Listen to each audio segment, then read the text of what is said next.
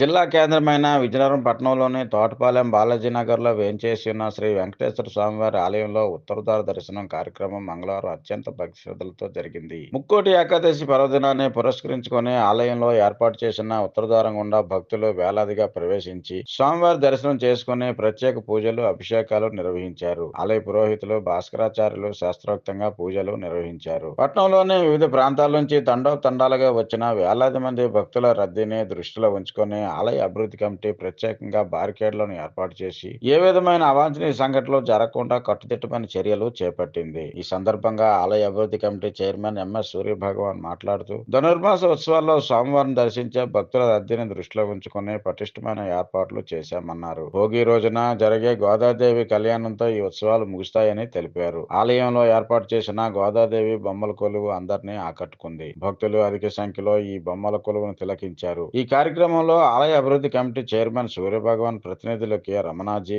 ఏవో కృష్ణమూర్తి, భీమసింగ్, పార్థసారథి, విజయకుమార్, విజయలక్ష్మి, కృష్ణరాజు, పిఆర్ఓ శ్రీనివాసరావు తదితరులు క్యూ లైన్ల వద్ద నిల్చొని భక్తులు సక్రమంగా దర్శనాలు సాగించేలా చర్యలు చేపట్టారు.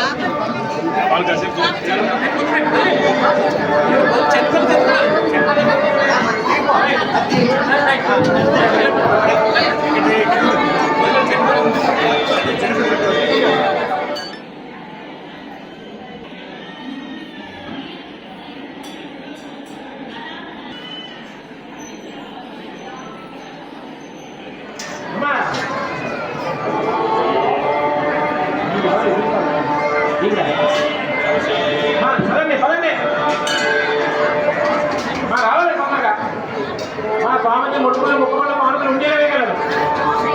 రావాలి రావాలి రావాలి.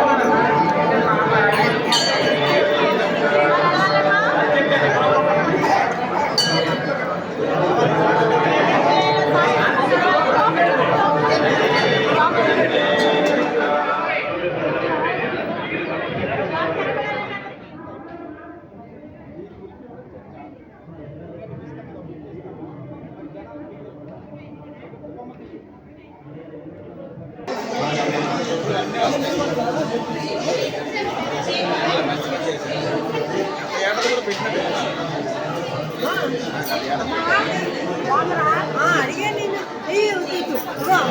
స్వామివారి అందరికీ నేను రమ్మని వచ్చాను ఇంటికి.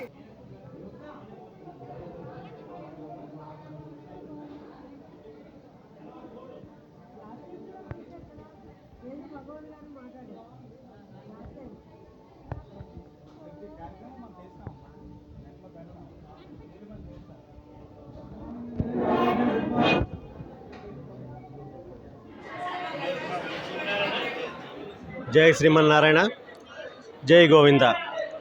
విజయనగరం తోటపాలందరి బాలాజీ నగర్లో వేయించేసి ఉన్నటువంటి శ్రీదేవి భూదేవి సమేత శ్రీ శ్రీ శ్రీ వెంకటేశ్వర స్వామివారి దేవాలయంలో ఈరోజు ఉదయం నుండి ముక్కోటి ఏకాదశి, వైకుంఠ ఏకాదశి పర్వదిన సందర్భంగా పెద్ద ఎత్తున భక్తులు తరలివచ్చి ఉత్తర ద్వార దర్శనాలు చేసుకుంటున్నారు.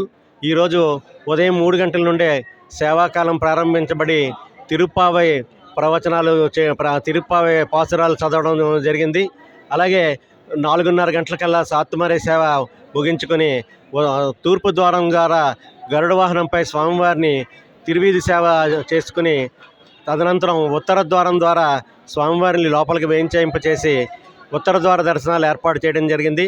ఉదయం 5 గంటల నుండి సుమారుగా ఇప్పటికే ఒక 4,000 నుంచి 5,000 మంది వరకు భక్తులు విజయనగరం నలుమూలల నుండి మరి విచ్చేసి ఈ ఉత్తర ద్వార దర్శనాలకి చేసుకుంటున్నారు. గతంలో ఎన్నడూ లేని విధంగా పెద్ద ఎత్తున మన దేవాలయంలో పుష్పాలంకరణ, అలాగే ఫలాలతో కూడా ఈ సంవత్సరం ప్రత్యేకంగా అలంకరణ సేవ చేసి మరి ఎక్కువ మంది భక్తులు ఈ ఒక మంచి ఆహ్లాదకరమైన వాతావరణంలో భక్తి ప్రపదలతో గోవిందనామ స్మరణల మధ్య స్వామివారి అమ్మవారిని దర్శనం చేసుకుని తరిస్తున్నారు. ఇదే విధంగా సుమారు 12 గంటలు 2 గంటల వరకు కూడా ఈ దర్శనాలు ఉంటాయని మనం భావిస్తున్నాం. అలాగే ఈరోజు సాయంత్రం నుంచి మరి అధ్యయనోత్సవాలు ప్రారంభమవుతాయి. ఈ అధ్యయనోత్సవాలు 5 రోజుల పాటు మరి మన దేవాలయంలో జరిగి 5వ రోజు జరిగిన తర్వాత విశేషమైన పొంగలి పులుసు అన్నప్రసాదం మరి వితరణ జరుగుతుంది. కాబట్టి పెద్ద ఎత్తున భక్తులు తరలి వస్తున్నారు. మరి ఇటీవల కొన్ని దేవాలయాల్లో జరిగిన దుర్ఘటనల్ని పురస్కరించుకొని మరి కట్టుదిట్టమైన క్యూలైన ఏర్పాట్లు నిన్నటి నుంచి చేయడం జరిగింది. మరి అందరికీ కూడా ఎవరికీ ఇబ్బంది లేకుండా, ఏ విధమైన తొక్కిసలాట లేకుండా మరి మా కమిటీ సభ్యులందరూ కూడా మరి ఈ కార్యక్రమాల్లో పాల్గొంటున్నారు.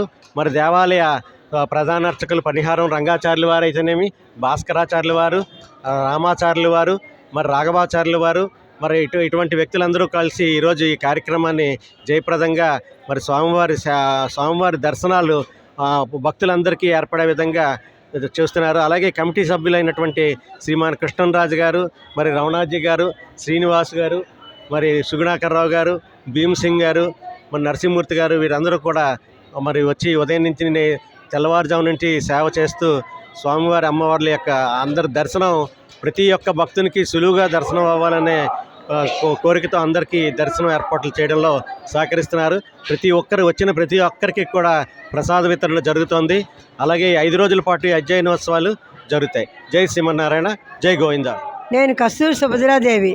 ఇక్కడ బాలాజీ నగర్లో కోవిలు కట్టకముందు నుంచి పోస్ట్ మాస్టర్ గారు ఉండేవారు, ఎంఎస్ రాజు గారు, వాళ్ళ అమ్మాయి నేను, భగవాన్ గారు, వాళ్ళ నాన్నగారు, మా నాన్నగారు, వీళ్ళందరూ కూడా ఇక్కడ శర్మ గారు, వీళ్ళందరూ కమిటీ మెంబర్స్ అప్పట్లోని. అప్పటి నుంచి కూడా మా వాళ్ళందరూ కూడా సేవ చేస్తూ, కరసేవ చేస్తూ భగవంతుని ఆరాధిస్తున్నారు. ఇప్పుడు నేను వైజాగ్ నుంచి ఇక్కడికి వచ్చాను. నాకు ఈ అదృష్టం కలిగింది.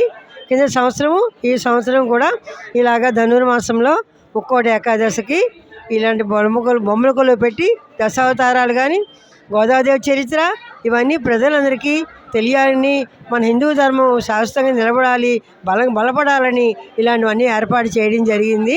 ఈ సంవత్సరం గోదాదేవి చరిత్ర పెట్టాము. విష్ణుచిత్తుడు ఆయనకి తులసికోటలోని అమ్మాయి చంటిపాప తిరుగుతుంది, ఆమె పెంచుకుని ఉంటాడనమాట. ఆమె పేరు గోదాదేవిని పెట్టుకుంటారు. ఆమె భగవంతుడికి ఇచ్చే మాలలు ప్రతిరోజు తనే ధరిస్తూ ఉండేది. ఒకరోజు తండ్రి గమనించి, అయ్యో చాలా పొరపాటు చేశాను, నేను స్వామివారికి అలంకరించవలసిన మాలలు నా కూతురు ధరిస్తున్నది, ఎంత పొరపాటు జరిగిందని చాలా కూలిపోయి బాధపడిపోతాడు. ఆ రోజు ఇవ్వడమాట. అని ఆ రోజు రాత్రి కల్లో స్వామి కనిపించి, నీ కూతురు ధరించిన మాలలే నాకు ఇష్టము, నాకు చాలా ఆమె ప్రియసఖి అని చెప్పి ఎకమీది రోజు అవే నాకు కావాలని చెప్పాడన్నమాట. ఆ మన్నాడు యథావిధిగా ఆ మాల తీసుకెళ్తున్నారు. ఈ అమ్మాయి ఆయన్నే పెళ్లి చేసుకుంటానని చెప్పి అందరికీ తెలియజేయడం అయింది. తర్వాత స్వామివారిని పెళ్లి చేసుకుంది, ఆండాలుగా ప్రసిద్ధి చెందింది. అది గోదాదేవి కళ్యాణం భోగి నాడు చేస్తారు. ఇక్కడ మా కోవిల్లో అందరూ సారి అది కూడా పట్టుకెళ్తాము. చాలా వైభవంగా జరుగుతుందన్నమాట. కమిటీ సభ్యులు చాలా బాగా ఏర్పాటు చేశారండి కార్యక్రమం అంతా. పూల అలంకరణే కాదు, బొమ్మల కొలువే కాదు, చాలా కమిటీ సభ్యులు అందరూ చాలా చక్కగా ఏర్పాటు చేశారు. తర్వాత పులిహోర వితరణ, తర్వాత భక్తులను క్యూలో పంపడం దగ్గర నుంచి చాలా బాగా జరుగుతుంది.